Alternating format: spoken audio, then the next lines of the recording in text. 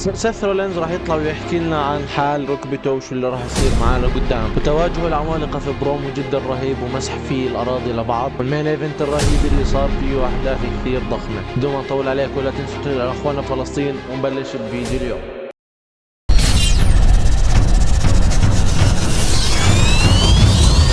Welcome to Monday Night Raw. The Apex Predator to party to the Judgment Day. Win that World Heavyweight Championship. Words, just plain idiots. No, he said this is my home. Oosy of me, was it? Name is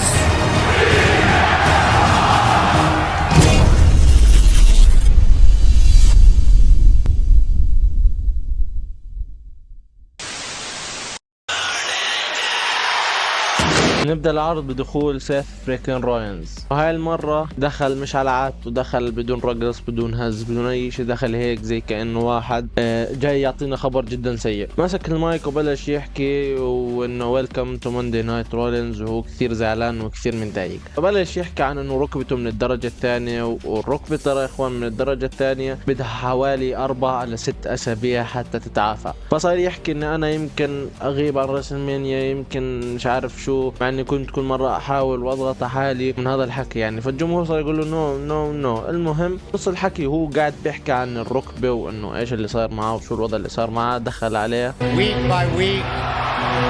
دخل عليه جونثر. نص الكلام كان تاع جونثر انه انا بحترمك كبطل بتناضل، وانك انت بتتحمل كل الصعوبات ومش عارف ايش، ويعني من هذا الحكي، وانك انت لو ان انا مكانك ما كنت حتخلى عن اللقب ومن هذا الحكي. فصار يحكي له سيث رولينز انت لو انك خليتني انا اكمل كلامي ما كان قطعتوني زي هيك. انا ما راح اهتم لكلام الدكاتره، وانا حستمر وحكمل في اللقب وحطلع من راسلمانيا بطل للورد هيفي ويت تشامبيونشيب. فقال له جونثر وانا حفوز في الرويال رامبل واروح اواجهك في راسلمانيا واستغل كل اشي عندك مش 100%، يعني زي ظهرك وركبتك، وافوز عليك واطلع من راسلمانيا WWE وورد هيفي ويت تشامبيونشيب. طبعا يا جماعه الخير حكي فاضي ولا ايش من اللي بحكيه حيصير. طبعا يا جماعه الخير كالعاده فقره الحشو، دخل النيو داي على الامبريوم دقوا ببعض.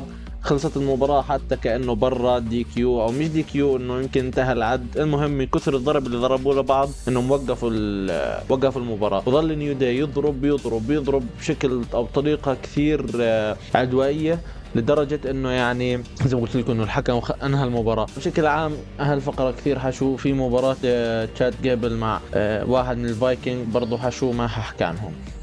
المباراة اللي بعديها اللي كانت فيها دمدم فرع والجادجمنت داي داخلين معاه ضد ذا ميز. هو بدون ما اخفي عليكم مع انه دمدم خرا وذا ميز خرا، بس عملوا مباراة شوي جميلة يعني بيطلع منهم شوي.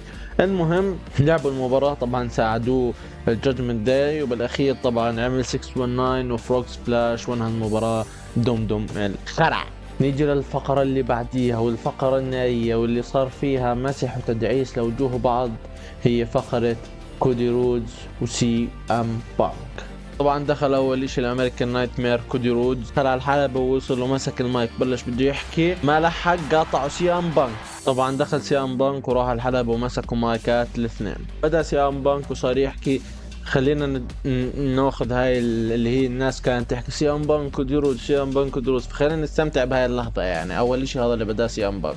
بعدين صار يحكي سي ام بانك انه انت ابوك زمان رن علي تلفون وقال لي دير بالك على ابني لما كان رايح على اوهايو مجال المصارعة، فانا ما بحكي للامريكان دريم لا، وانت اصلا ما كنت يعني بحاجة انك حماية او انك ما دخلت في اي المشاكل انت ممكن انك بدك حماية منها يعني.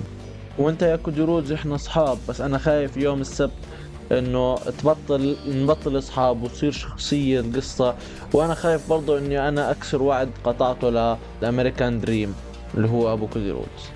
بس انا بقدر افصل بين البزنس والصداقة، فهل انت كمان تقدر تفصل بين البزنس والصداقة يا كودي رودز، ولا راح تضيع كل اشي؟ غير هيك كمان ان انا في الرويال رامبل ما حكون بدور على اي حدا، انا حكون بدور عليك انت. فكودي رودز قال له انت مش لحالك بهذا الشعور، انا كمان بهذا الشعور، ما عنديش اي مشكله يعني. بعدين كودي رودز بلش يحكي في قصه حياته، وبتعرفوا قصه حياته ممله وتافهه وبدناش نسمعها.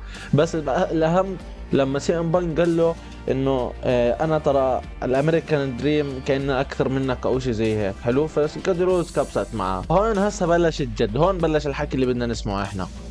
ايش قال له اني انا مور ذان يو لايك امريكان دريم، انه انت انولدت ابوك مشهور، انت انولدت داخل هذا المجال، انا ابوي كان ميكانيكي، انا بنيت اسمي ب10 سنين، وانا ويعني انه تعبان في حياته يعني سي ام بانك بشكل عام. يعني انه زي ما تحكي انه كودي رودز اخذها على طبق من ذهب.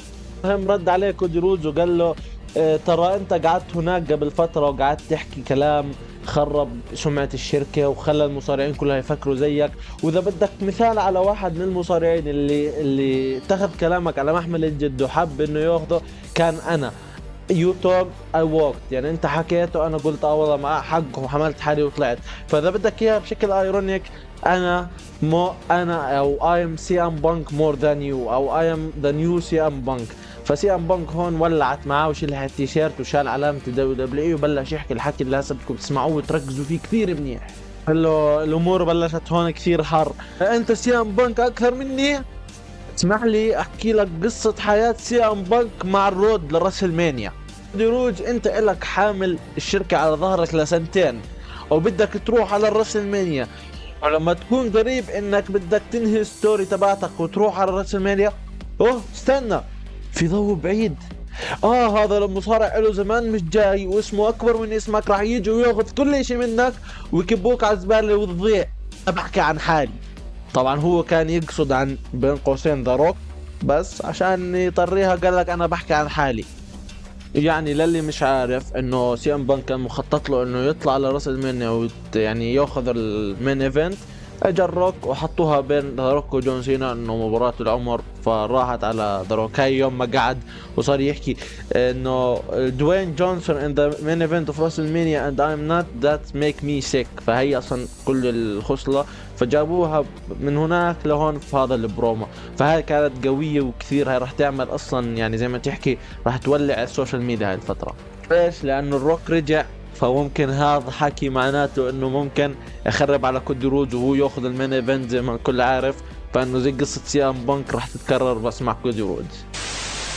المين ايفنت كان بين ديميان بريست درو ماكنتاير، كانت المباراة رايحة جاية بينهم حلوة، يعني هذا بدفش هذا بدفش. بشكل عام كانت المباراة مباراة جحوش، لانه اثنين اصلا يعتبروا انه الهيفي ويت، وهذا طويل وهذا طويل، هذا معضل بس هذا مش معضل. المهم كانت المباراة حلوة على شعرة. على اخر اشي ديميان بريست كان هيفوز، طبعا اجا ار تروث قاعد يحكي له عن المصاري، هاي ارباحك من التيشيرت ابصر ايش، فدفشه قام اخذ الماني ان ذا بانك بده يسرقها، فبيحكي لديميان بريست شو الباسورد. طبعا ديميان بريست كان ماكل قتله جوا، فاجى درو ماكنتاير خبطوا بوكس وهو عند الحبل، اجى ديميان بريست استغلها واعطاه فينش، بس رجع ارتروث طلع ولها الحكم.